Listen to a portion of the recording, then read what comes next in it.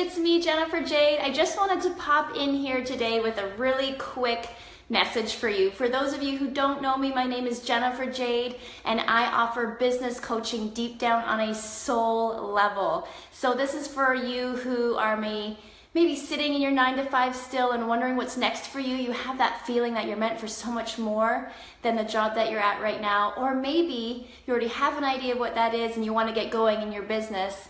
Or you might even be the woman who's already started her business and is really ready to go to the next level. So if you fit into any of those categories, I am here for you. Ultimately, if you're a woman who wants to live a life of fulfillment and joy and purpose and passion, you are in the right place.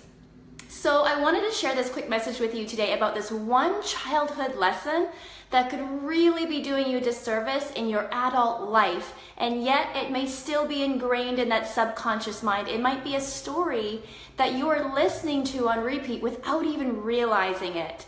Have you ever been surprised when a song comes on the radio or at your work or somewhere and you happen to know the lyrics to it? Or a song that you haven't heard in 10 or 20 years and you still remember the lyrics to it, even though you haven't actually consciously listened to it in a really long time. So this is the same with lessons and things that we were told as kids.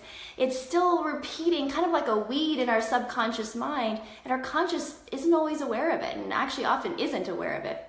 So the one that I'm getting at today with you is, were you ever taught as a child to not ask for things, but rather wait until they are offered to you?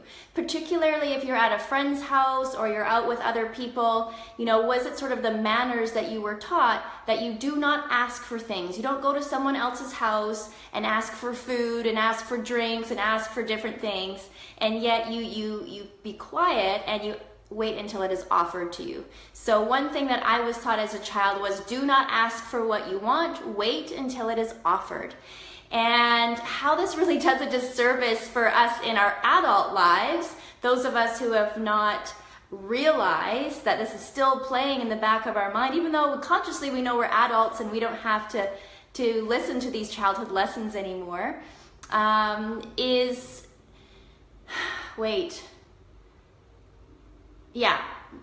this playing out? Sorry, my mind just started wandering into what I wanted to say next. Is in our lives, if we don't ask for what we want, we're never gonna get it. If we don't go after what we want, we're never gonna get it. If we don't have the courage and the boldness to even sit down for a minute and think, what is it that I really do want, unapologetically, without judging ourselves that we're being selfish or greedy or shallow or whatever other labels we tend to put on ourselves or people who go after a really big, extravagant, or dream-filled life. So what I'm really encouraging you to do today, and hey everyone watching, hey, thanks for tuning in. And if you're watching the replay, thanks for watching this replay. I really encourage you, if you are in a, for example, desk job that you don't love, I really want you to sit down and think, well, what do I want? In your mind, you may have been thinking, oh, I'm tired of this job. I'm tired of being told what my schedule is. I'm tired of having to wake up to an alarm to do something I don't even want to do. And you're hearing a lot of these, I don't want to do this. I hate this. I wish I didn't have to do this. But what if you took a moment to really sit down and think about what you do want? And what if you even had the courage to go one step further and start asking the universe for guidance to get you there? And what about in your relationships? Have you been the kind of woman who doesn't want to ask for help from her spouse or doesn't want to ask her needs to be met from her spouse? Maybe you feel like you're missing deep conversation in your relationship, or maybe you're missing adventure in your relationship, or humor, or laughter, or fun, or dates, and yet you haven't even asked for those things of your spouse or made those needs, made your spouse or significant other even consciously aware that those are your needs. So you haven't had the courage or the openness or the vulnerability to ask for what you want. So you're not seeing it. It may be in your life, your career, in your relationships.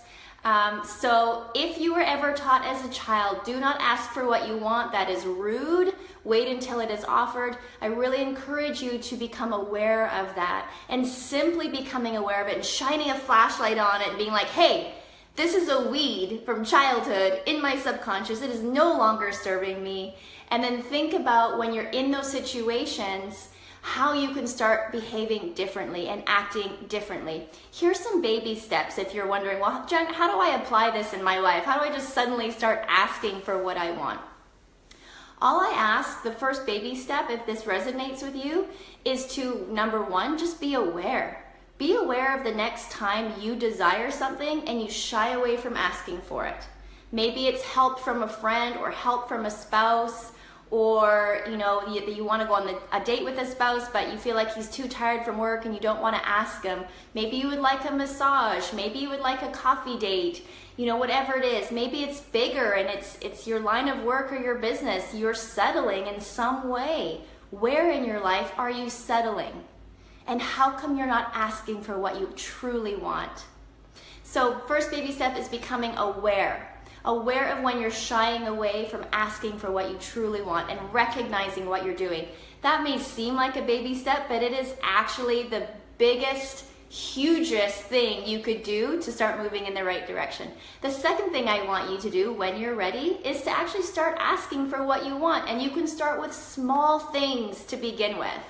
So let's say your friend and you go for a coffee date, and she's like, oh, what do you want? What can I get for you? And you say, no, don't worry. I'll just get my own thing when I get there. Oh, don't worry. I'll just pay when I get there. I'll be there in a minute if you're running behind. Or maybe she's in front of you in line and she asks you what you want and you shy away. So number one, you're going to be aware of what you're doing and why.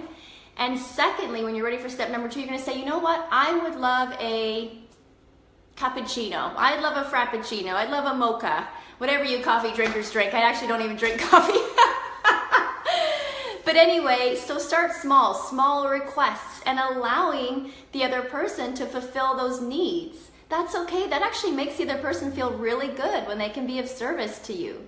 So number one, becoming aware of when you're doing it. Number two, allowing and actually asking for what you want, and you can start with small things to begin with. For those of you that are ready to kind of move on to step number three, or maybe you've already kind of been practicing in numbers 1 and 2 already in your life, let's start thinking big picture with you. You're ready for step 3? Then let's start thinking big picture for your life, your outcome, your goals. I would like you to fast forward to the end of your life. And I would like you to consider what you want to be known for. How do you want to be described? What do you want your life to have been a message for? What did you want to teach people through your example, not through your words, but through how you lived your life? What is your life an example of? And when you can think about that, I want you to start asking for the things that are going to help you be that woman, or get to the place you want to be to, or achieve the accomplishments you want to. What are those things? Maybe you want more time. Maybe you want to live in a different city. Maybe you want to change your line of business. Maybe you want to change your career. Maybe you want to have more needs met by your spouse. And maybe you want a higher level of reciprocation in your friendships. Whatever those things are, start with the end in mind, and then ask to be the person. Look for the guidance, ask for the guidance, and ask for what you want from those people, from those situations, from those things, and you will get them. You can never have what you don't ask for. And don't feel bad. Here's the kicker. Because I know what this feels like, because I was this person too. I feel bad asking things of other people because, number one, I'm an independent woman and I can do it for myself. Number two, what was the other? Oh, that I don't want to put anybody else out. I don't want to be a burden on anybody else. So I don't want to have to ask anyone else to meet my needs, whether that's my spouse, my best friend, or a perfect stranger. So how I've overcome these two things is, number one, being an independent woman is another way for saying I'm too stubborn to ask for help, and I'm too stubborn to accept help and the support of others. And that's really going to be shooting yourself in the foot, because if you intend to live your best life and be your best self and be of service in the world in a way that lights you up, you're gonna need help. It's gonna take a village, it's gonna take a community of people to support you, guide you, encourage you, lift you up, help you out. How are you gonna support many, many, many people as just one person standing on your own? So being the woman who, yes, you're independent, you're amazing, but you're also strong enough to ask for help and receive it when you need it. And number two, oh, I don't want to be a burden. I don't want to ask anyone else. I don't want to put anyone else out. Here's the thing. The other person has all the right in the world to say yes or no. And as long as you can be detached from that outcome and not take it personally and not take it as a stab in the back, it's just, you have every right to ask a question of someone and they have every right to say yes or no. And so just give them their respect of being allowed to answer, being able to answer for themselves, whether it's a yes or no for them. Sometimes you'll be asked things and you have the right to say yes or no as well. So what I'm getting at is, if you were raised with the theory, with the lesson, do not ask for what you want, especially when you're in other people's homes. Wait until it is offered to you, such as drinks or foods or whatever when we were kids.